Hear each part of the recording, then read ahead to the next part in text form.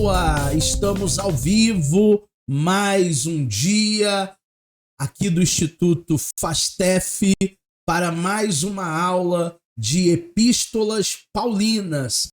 Essa já é a nossa aula de número 4. Nós estamos juntos aqui no Instituto FASTEF porque juntos nós somos melhores. Ao vivo com a gente já temos aí a presença da Jaqueline, a presença da Suelen, do Maicon, a presença também do Jean e mais alunos que estão assistindo depois essa aula gravada pela nossa plataforma de ensino. Nós estamos falando sobre as epístolas de Paulo.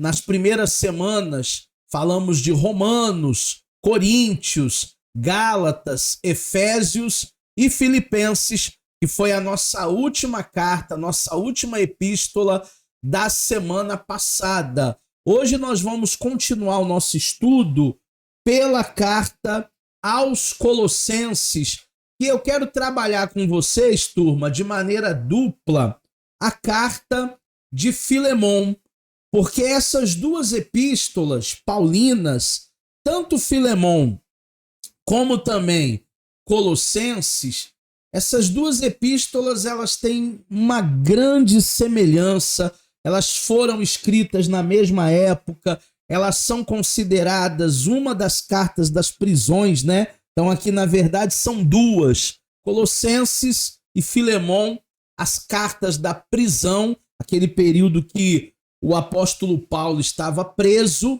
estava encarcerado, e nós vamos estudar, deixa eu só autorizar a Ana Cristina aqui de entrar, já está com a gente a Ana Cristina também, e nós vamos trabalhar hoje essas duas epístolas, tanto a epístola de Filemon, como também a epístola aos Colossenses.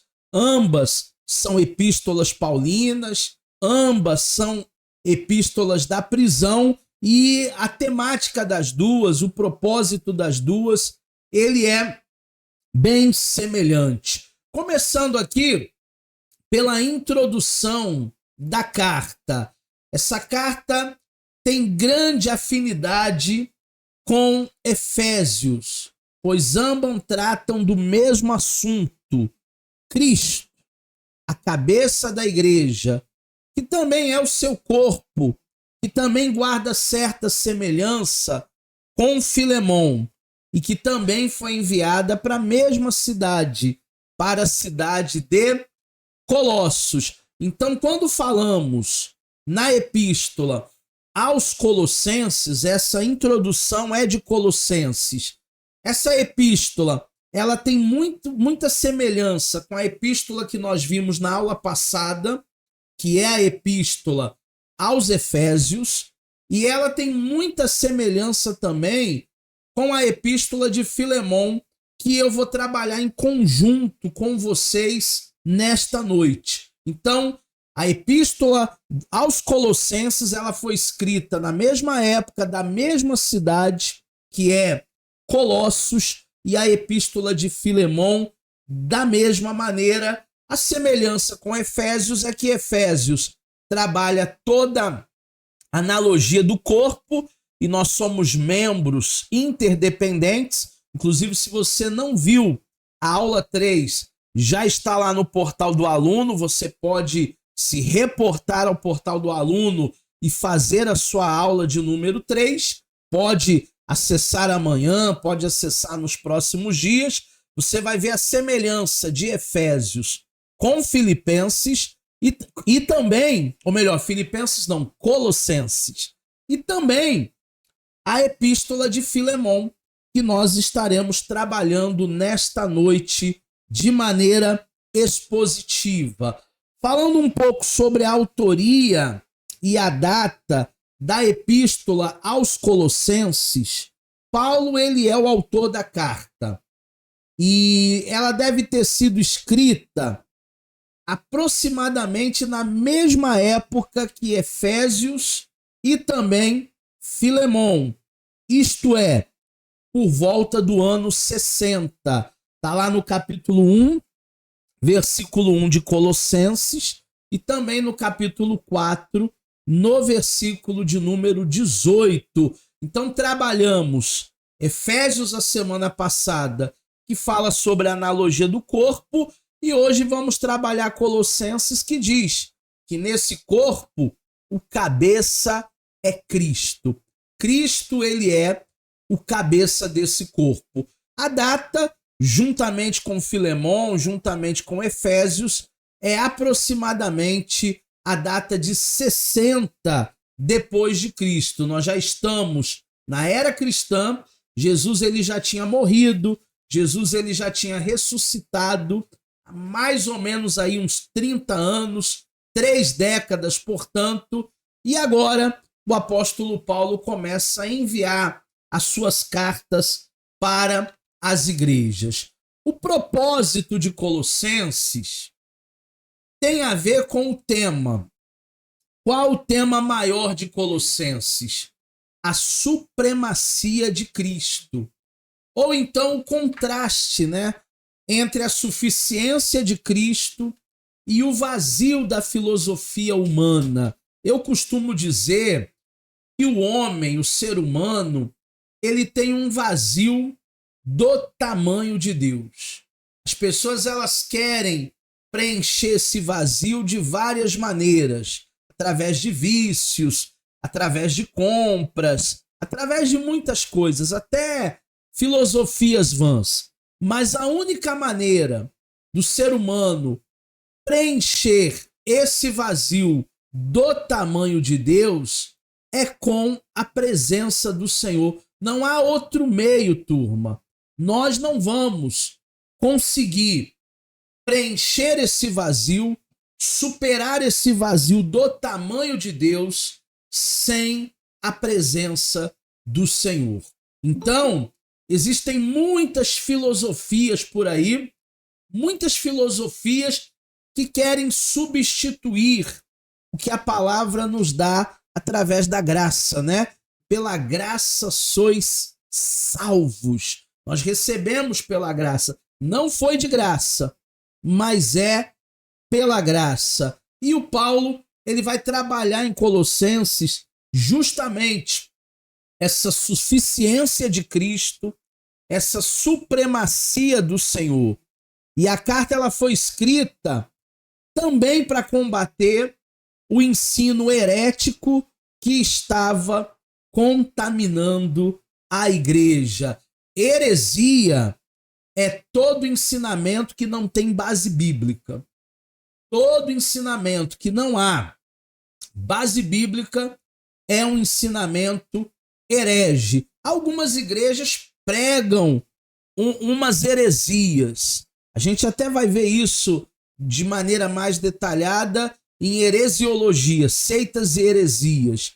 Mas isso não caracteriza uma determinada igreja como se fosse uma seita.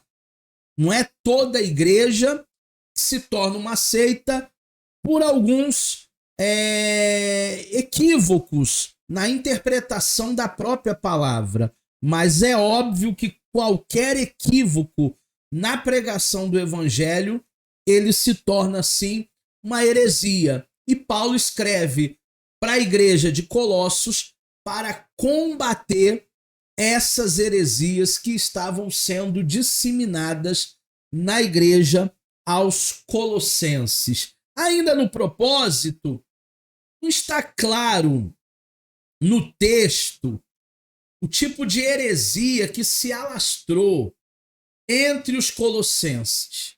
Sabe-se, porém, que se exalta aspectos externos, comportamentais, né? Capítulo 2 de Colossenses, versículo 11, versículo 21, e também envolvia adoração aos anjos. Isso aqui é interessante a gente falar um pouco, bater nessa tecla, porque nós não devemos, turma, adorar os anjos. Os anjos, eles são ministradores de bênção. Os anjos, eles são servos de Deus. Os anjos têm uma função de ministrar, mas eles não são deuses. Então, louvor, adoração, nós só devemos dar a um único e verdadeiro Deus, que é o nosso Senhor. Nós não devemos dar louvores, adoração e nem pedir nada para o anjo. Existem pessoas que têm uma cultura, né, de pedir as coisas para o anjo da guarda. Ai, meu anjo da guarda, que o Senhor possa fazer algo por mim. Na realidade, nós não devemos pedir nada para os anjos. O apóstolo Paulo, ele tenta desfazer essa heresia de adoração a anjo na igreja aos Colossenses.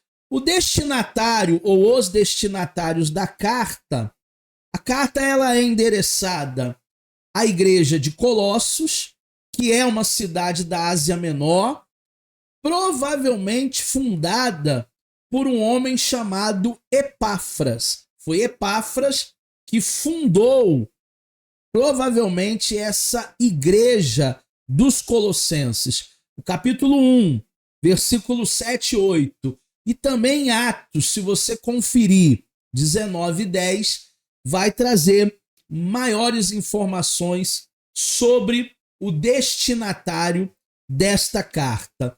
Existem alguns destaques que eu queria falar com vocês aqui, turma, também dentro do livro da carta aos Colossenses.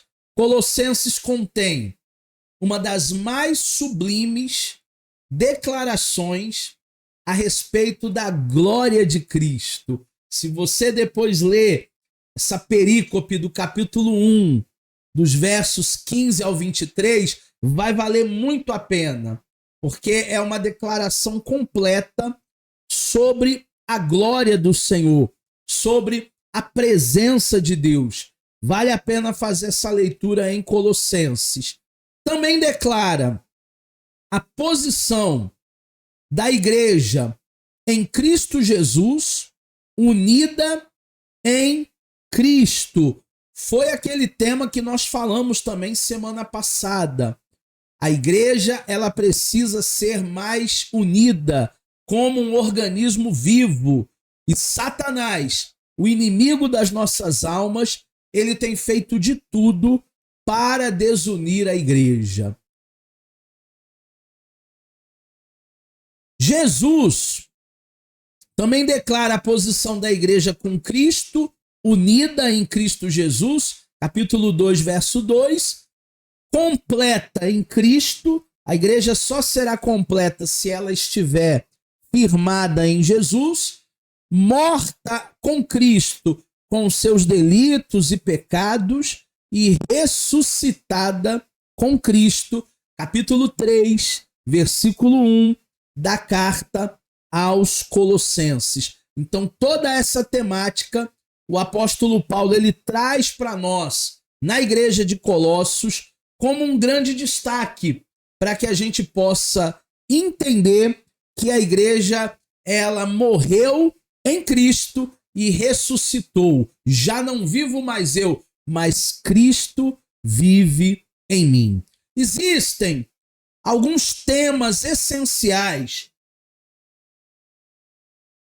tanto na carta aos Colossenses, como na carta a Filemon, que nós vamos trabalhar nessa noite. Essa é uma foto real da cidade de Colossos, nos dias atuais, né? Hoje, atual Turquia. Essa placa fica no caminho ali de Colossos. O primeiro tema essencial que a gente pode trabalhar nessa noite é sobre a santidade de Deus.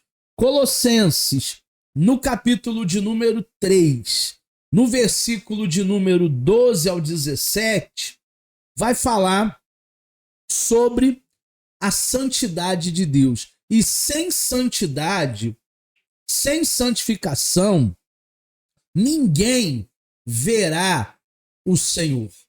Nós precisamos aprender que, como cristãos, filhos amados, a gente precisa viver uma vida de santificação. O que é a santificação? A gente vai ver com mais detalhes quando chegarmos no módulo soteriologia. Em soteriologia, que é a doutrina da salvação, a gente vai ver regeneração, a gente vai ver justificação e a gente vai ver também santificação. Mas, basicamente, uma vida de santidade é uma vida onde eu e você não mais pendemos a uma vida errada, errante, a uma vida de pecados, de prazeres, a uma vida de carnalidade.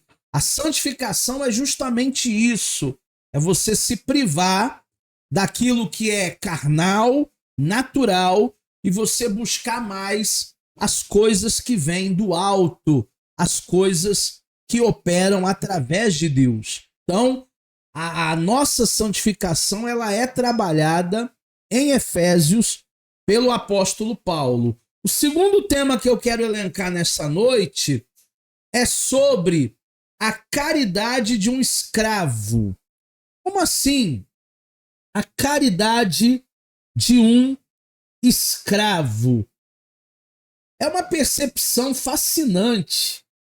Dentro da ética cristã, o que Paulo vai citar em Filemon, nós estamos trabalhando as duas cartas, tanto Colossenses como Filemon. E em Filemon, Paulo vai trazer essa misericórdia. A misericórdia para com o escravo fujão. O nome dele era Onésimo. Ele era um dos escravos de Filemon. Esse escravo fugiu, perna para que te quero, aproveitou a oportunidade para dar no pé, só que ele se converteu ao evangelho. Ele se tornou um irmão em Cristo.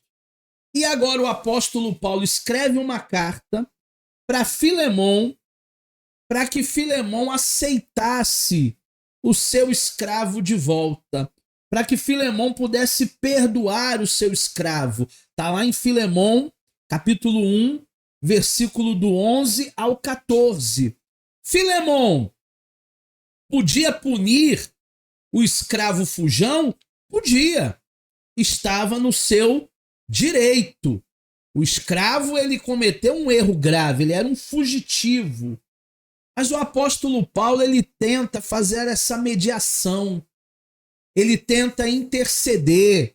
Ele fala com Filemon, olha, se você teve algum ônus, eu quero pagar pessoalmente o que Onésimo fez. Quanto que eu posso compensar essa fuga de Onésimo na sua ausência?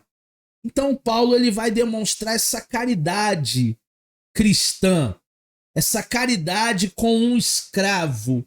E o Filemon podia ou não aceitar de volta o escravo fujão. Mas como a carta foi publicada e a carta está no nosso cânon, na nossa Bíblia, muito provavelmente o Filemon deve ter perdoado o seu escravo, que agora não era só um escravo, agora também era um irmão na fé. E o que essa carta traz para nós como ensinamento? Os amigos, como Paulo, os amigos, como Filemon, como Onésimo, eles devem ser valorizados. É triste a vida de alguém que não tem amigos. Eu sei que no mundo de hoje, tão secularizado, está cada vez mais difícil de se fazer amigos. Eu sei disso. E a gente deve orar a Deus e pedir a Deus para que Deus ele nos dê verdadeiros amigos. É uma oração que eu tenho feito ao longo dos anos, para que Deus ele possa me dar, ele possa me mostrar pessoas que serão verdadeiros amigos. Não é fácil, colega a gente tem um montão, conhecidos a gente tem um montão, agora amigos verdadeiros são poucos, e esses poucos eles devem ser valorizados. Se você tem verdadeiros amigos, se você conheceu verdadeiros amigos, valorize cada um deles. Vamos falar também sobre a relevância da Epístola de Colossenses e da Epístola de Filemon para os dias atuais. Será que nós temos algum ensinamento de Colossenses, de Filemon, essas duas cartas que o apóstolo Paulo escreveu na prisão, aproximadamente no ano de 60? Será que nós temos algum conteúdo para os dias atuais? Obviamente nós temos, né? Tudo que está registrado nas páginas das Sagradas Escrituras trazem para nós uma ideia, trazem para nós um entendimento muito bom. O primeiro tema relevante para os dias atuais é o cumprimento do seu chamado. Cada um de nós temos um chamado. A nossa mente, ela sempre deve estar fixada em Cristo Jesus. O Paulo trabalha isso em Colossenses, capítulo 3, versículo 1, versículo 2. E dessa maneira, quando a nossa mente ela está fixada em Deus, a gente começa a entender uma maneira melhor de se viver nesse mundo. Existem várias maneiras de se viver. Cada ser humano tem a sua filosofia de vida. Mas Paulo está falando aqui, principalmente no capítulo 3 de Colossenses, que eu queria que você lesse como dever de casa. Capítulo 3 de Colossenses. Paulo ele vai trabalhar, turma, essa mudança no nosso comportamento. E vai envolver duas coisas. A mudança no comportamento vai envolver atitudes e ela vai envolver vontade. Se não houver vontade e se não houver atitude, é como correr atrás do vento. Tem que haver uma proatividade da pessoa e tem que haver também uma vontade de querer mudar, de querer fazer diferente.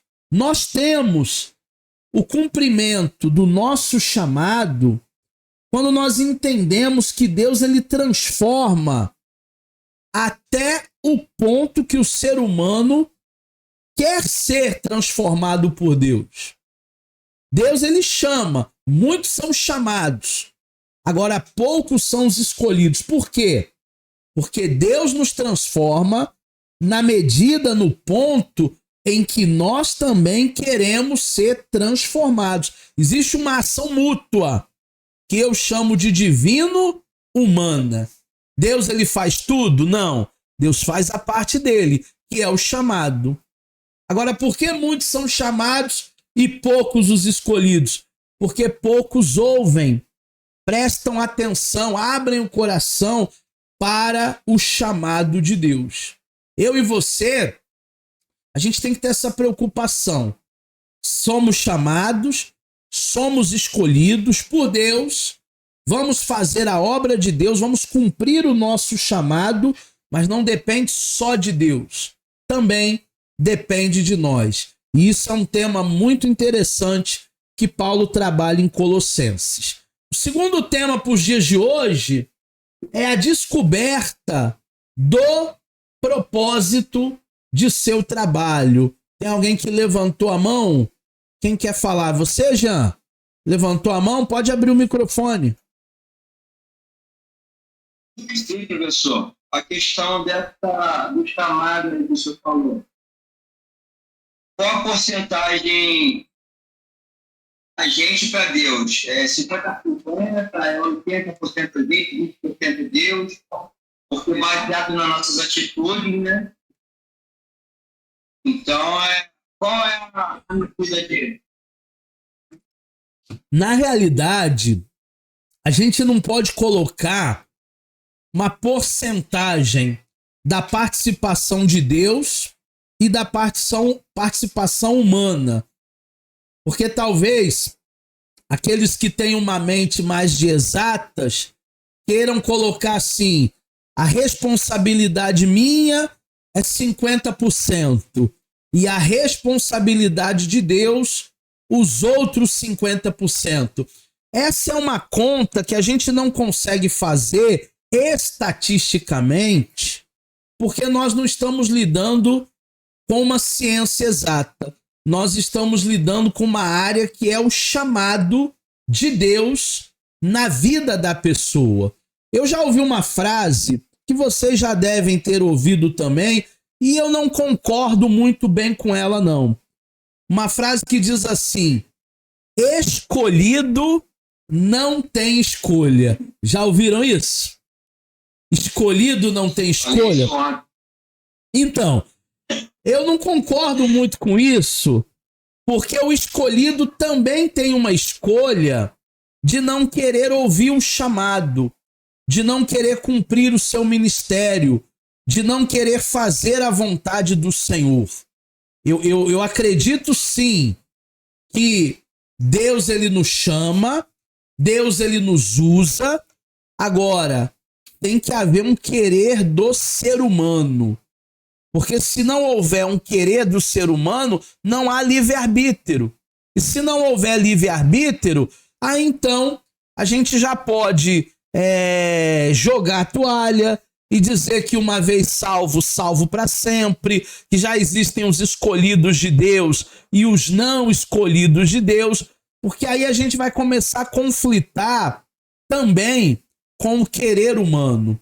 Então, por mais que a gente não tenha, Jean, uma porcentagem da responsabilidade minha e da responsabilidade divina dentro de um processo de chamado, obviamente que Deus chama a muitos, mas poucos serão os escolhidos, porque poucos foram aqueles que tomaram a decisão e que tiveram coragem de se lançar e cumprir o seu chamado, seja ele qual for. Às vezes a pessoa tem uma ideia de chamado só em trabalhar na igreja de segunda a sexta, de segunda a domingo. Não. Existe um chamado também que é fora da igreja, aonde os pecadores estão, e que também faz parte do nosso chamado, que também faz parte da nossa responsabilidade. Deu para entender? Beleza. Vamos para mais um tema, que é a descoberta do propósito de seu trabalho. Vou repetir, hein? Esse tema é atual. A descoberta do propósito do seu trabalho. Porque para muita gente, o trabalho, turma, é apenas uma ocupação, é apenas um ganha-pão, é apenas uma obrigação, né? Eu casei, agora vou ter que sustentar mulher e filho. Mas na realidade, para o apóstolo Paulo, existe um propósito aonde eu e você trabalhamos, aonde eu e você executamos o nosso labor, e ele trabalha isso no capítulo 3, nos versículos 17, 23 e 24 de Filipenses. 17, 23 e 24 do capítulo 3. Todo o trabalho para Paulo deve ser feito como para ao Senhor.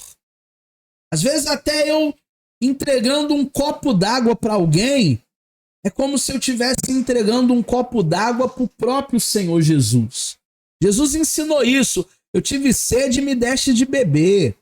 Eu tive fome, me deste de comer. Eu tive frio e me cobriste. Quando nós fazemos no nosso trabalho, quando nós fazemos para alguém, é como se nós estivéssemos fazendo para Deus. Por isso, turma, a necessidade de se fazer com excelência. O que é fazer com excelência, professor?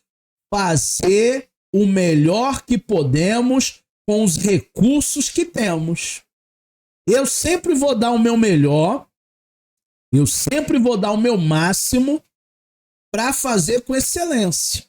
O que eu tenho aqui nessa aula ao vivo? Eu tenho um microfone, então eu vou usar esse microfone da melhor maneira.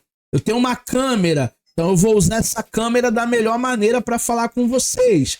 Eu tenho uma iluminação. Eu procuro de vez em quando mudar o cenário. Hoje está mais clean, né? Hoje está branquinho. Eu tenho aqui os slides que eu mando para vocês. Eu mando as aulas gravadas. É o meu trabalho. É como se eu estivesse fazendo para Deus.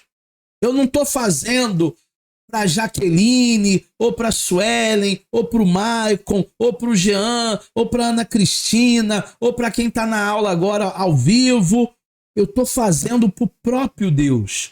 E assim eu sempre vou me cobrar, e assim eu sempre vou querer dar o meu melhor. Eu sempre vou querer fazer mais e também melhor. E a equipe que trabalha com a gente? A equipe que trabalha com a gente, seja lá onde você trabalha, deve ser tratada com respeito, deve ser tratada com amor. Ninguém é seu capacho. Ninguém é seu funcionário, seu empregado, por mais que seja. Talvez você seja até um superior, mas não é teu escravo. E ser um bom funcionário é também dar um testemunho de que você é um verdadeiro cristão. Paulo trabalha isso no capítulo 4, no versículo 5. A gente dá um testemunho de verdadeiros cristãos lá no nosso trabalho, quando a gente não chega atrasado, quando nós não estamos no meio de métiers, de fofoca, de mentirada. Ali nós damos um bom exemplo, porque o que a gente tem que exalar é o bom perfume de Cristo. A pior coisa que tem é quando alguém diz assim: eu não faço mais nada com crente. Prefiro fazer com ímpio do que com crente. Esses crentes aí, ó, tudo enrolado. Deus me livre. Eles não são crente, não. São quente. Porque algum estraga-raça aí deve ter dado, infelizmente, um mau testemunho. Então, que nós possamos verdadeiramente ter esse discernimento lá no local de trabalho. Vamos ainda, nessa segunda parte da aula, falar sobre a epístola de 1 Tessalonicenses.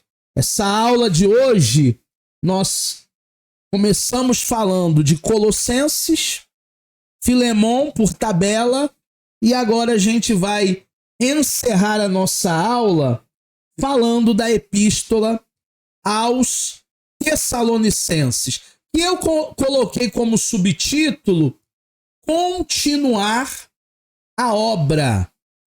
A epístola de 1 aos Tessalonicenses é uma epístola que exigiu do apóstolo Paulo, depois de uma pausa, uma continuação.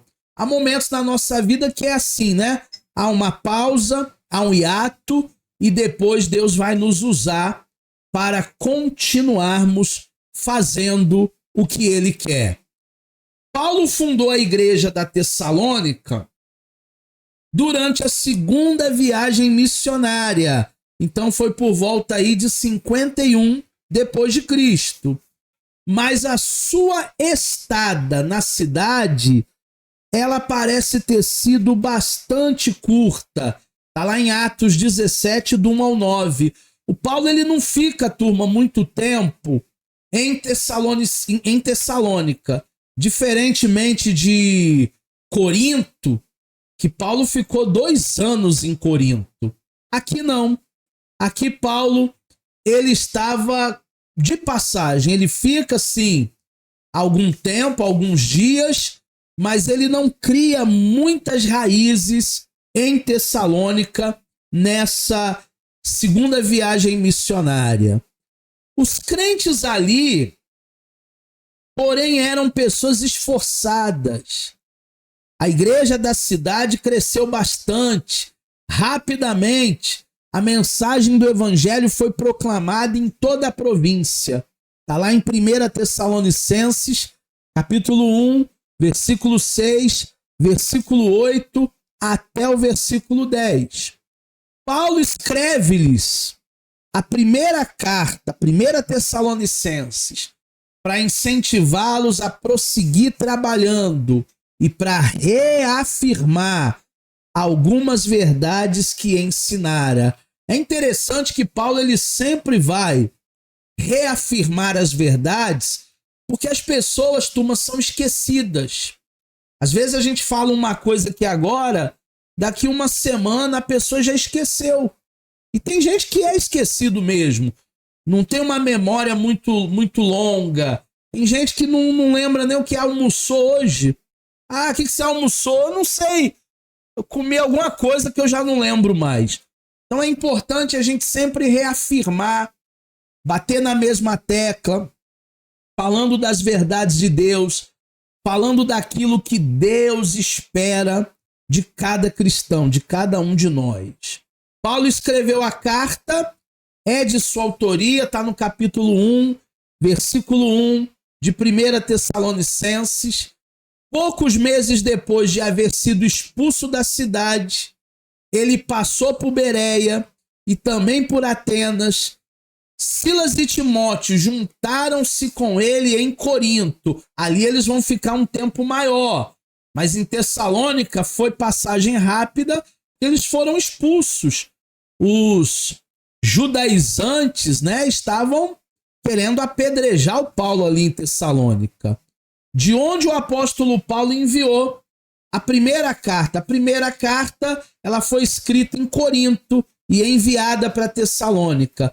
Capítulo 3, versículo 6 de 1 Tessalonicenses. E vocês também podem conferir Atos 18, do 1 ao 15. Tudo isso deve ter ocorrido ainda no ano de 51. Lembra que as datas bíblicas são todas elas aproximadas? Então, a data de 1 Tessalonicenses basicamente deve ter sido por volta do ano de 51. Qual o propósito, professor Eduardo Maciel, da carta aos Tessalonicenses? Vários são os assuntos que o apóstolo Paulo ele vai tratar nessa carta. Porém, turma, vai sobressair um tema que os pastores hoje estão esquecendo de pregar nas igrejas. O retorno de Cristo. A volta de Jesus. A palavra ouvida, a palavra vivida, também é um outro tema sugerido por Paulo para a igreja de Tessalônica. Os crentes de Tessalônica, por serem convertidos recentemente do paganismo, ficaram, portanto, com pouco apoio externo, em meio a perseguições que levou até a expulsão do apóstolo Paulo. Era uma igreja nova, era uma igreja neném, uma igreja que estava engateando. Eles se converteram do paganismo, está lá em 1 Tessalonicenses 1,9. Só que Paulo não teve muito tempo de tratá-los, porque teve que sair correndo devido à ferrenha perseguição que estava acontecendo naquele momento em Tessalônica. A volta de Jesus é um tema que ele vai falar muito, e a palavra ouvida e vivida, porque também não adianta, a gente saber muito da letra, mas não praticar. Sabia que tem um bocado de crente que conhece a Bíblia toda, de capa a capa, de Gênesis até Apocalipse. Você vai falar com ele algum texto da Bíblia, ele vai dizer assim, não, isso aí eu já sei. Inclusive está no capítulo tal, no versículo tal, no livro tal. Tem gente que sabe muito da Bíblia, mas não vive, não pratica. E aí o que adianta? A pessoa saber tanto, mas não praticar. Ela precisa praticar. Foi a temática de Paulo lá em 1 aos Tessalonicenses. O propósito de Paulo ao escrever a carta, era incentivar os novos convertidos nas provações. Todo mundo sofre provação. Provação, turma, é um teste. Nós somos testados para sermos aprovados. Todos nós passamos por um período de provação. Dar-lhes instruções a respeito de um viver piedoso. Nós também devemos começar a viver de maneira piedosa, de maneira mais sensível, de maneira mais simples. E o Paulo ensina isso para os Tessalonicenses. E conclamar alguns a não negligenciar o serviço diário e a oferecer certeza a respeito do futuro dos crentes que morrem antes da volta de Cristo. Então nós não podemos de maneira nenhuma negligenciar esse futuro, e a igreja está esperando a volta de Cristo. Agora, se alguém vier a falecer antes de Jesus voltar, então Jesus voltou para ele no momento da sua morte. Por isso, nós devemos sempre conclamar para que o cristão não negligencie esse serviço diário, essa diaconia. Jean levantou a mão. Pode falar, Jean. Abre o microfone aí. De novo vai parar na aula do senhor, professor. É bom que eu bebo água. Deixa eu falar. Quando você fala, eu bebo água. Eu tenho, como é que eu posso dizer, presenciado algumas provações na vida das pessoas. E a gente dá aquele apoio de oração, assim, intercedendo. Mas como identificar isso, professor? Porque existem provações que é com Deus e existem provações que é dada pelo inimigo. Como que a gente identifica isso? Às vezes, intercedendo por uma pessoa, porque provação é adolescente. E a gente vê que às vezes as pessoas estão sempre em prova, sempre em dificuldade, e nunca passam por isso. Então, assim, é dúvida. A gente identifica a aprovação, né? Pedindo a Deus discernimento espiritual. Quando Deus ele lhe dá o discernimento, você sabe se aquela aprovação ela vem de Deus, você sabe se aquilo é uma seta do inimigo, ou você sabe também que aquilo é do próprio homem, é da própria pessoa. A maioria das pseudo-provações que as pessoas enfrentam não é Deus, não é nem o diabo, é ela mesma. Ela se coloca naquele estado, ela que se coloca naquele momento, ela que se coloca naquela situação.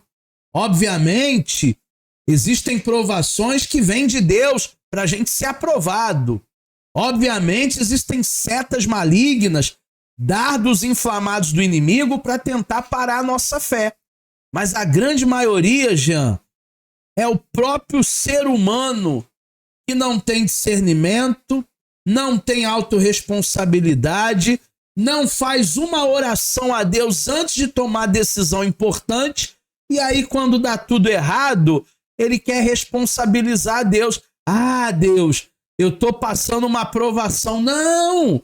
Foi a sua irresponsabilidade. Foi a maneira como você viveu a vida, de maneira desregrada, de maneira dissoluta, que muitos podem confundir como uma aprovação. Então, a melhor maneira de identificarmos é pedindo ao Senhor discernimento. Se você orar a Deus e pedir para Deus, Deus, me dá o discernimento, ele vai te mostrar se é de Deus, se é do homem ou se é do maligno. Tem muita coisa que não é nem de Deus nem do maligno, é do próprio homem. Deu para entender? É verdade, é sim. Voltando aqui para o nosso slide, destinatário de 1 Tessalonicenses. Paulo escreveu aos crentes de Tessalônica, que era na época de Paulo a maior cidade e o principal porto da Macedônia, o que atraía muitos comerciantes judeus.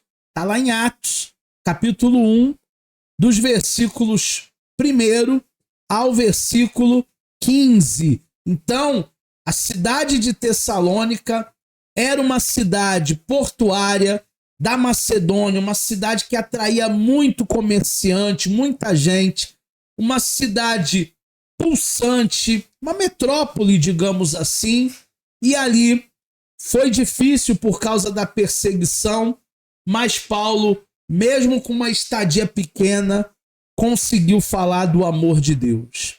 No entanto, parece que a maioria dos judeus lá em Tessalônica rejeitou a mensagem de Paulo. Está no versículo 13 do capítulo 1. A ausência de temas legalistas pode ser uma indicação de que essa igreja era composta, na sua maioria, por gentios. Paulo ele não trabalha muito a lei mosaica, o legalismo, que vem até proveniente do farisaísmo. Não. Paulo trabalha outros temas, porque muito provavelmente aquela igreja, ela não ouvia Paulo. Aquele povo não dava crédito para Paulo. Eram extremamente inflexíveis, eram extremamente religiosos. E não adianta você querer levar um evangelho livre, despretensioso, para pessoas que muitas vezes têm um tapa-olho de religiosidade e que não vê absolutamente nada à sua frente. Vamos agora falar dos temas essenciais em 1 Tessalonicenses. A semana que vem a gente estuda a segunda e hoje nós estamos vendo a 1 Tessalonicenses. Essa também é uma foto dos dias atuais lá da Tessalônica. Vamos ver esses temas que são essenciais para nós.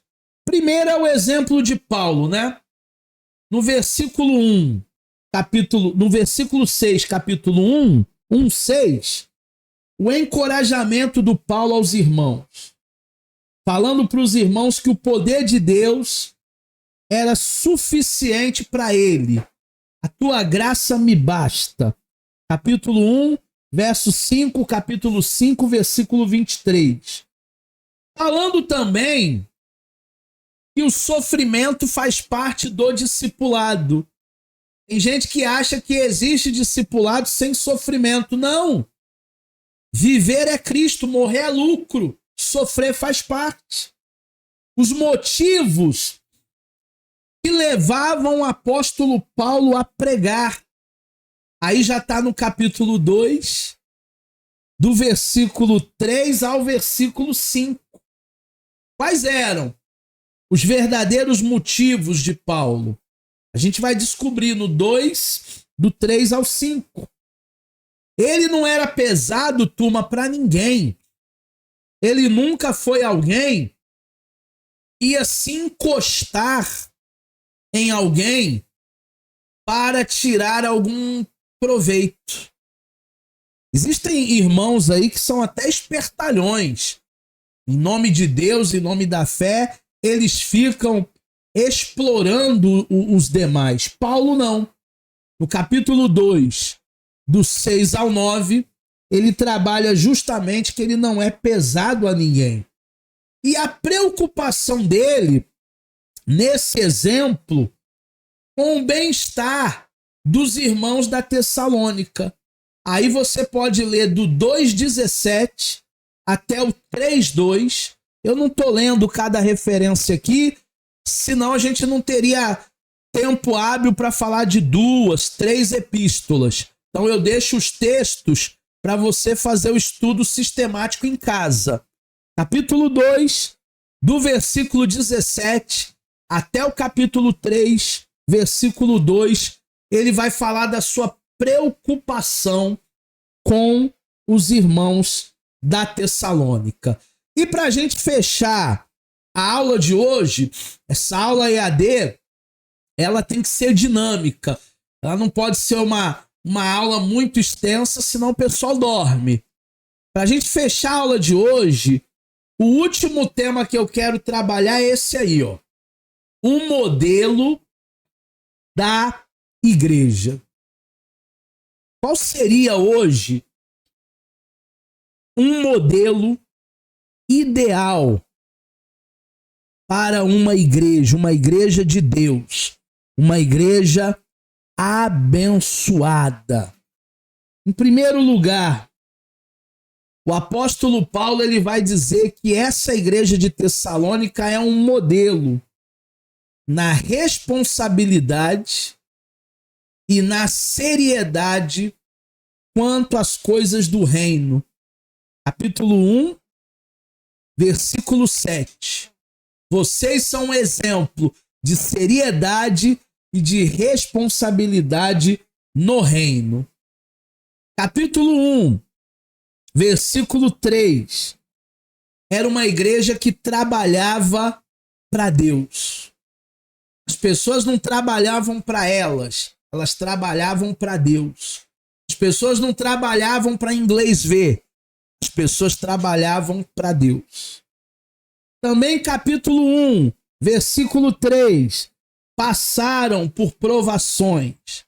Tem que ser aprovado para depois ser aprovado. Se é palha, queima. Mas nós não vamos queimar porque nós não somos fogo de palha. Capítulo 1, versículo 6. Era uma igreja que se regozijava, se alegrava em estar fazendo a vontade de Deus.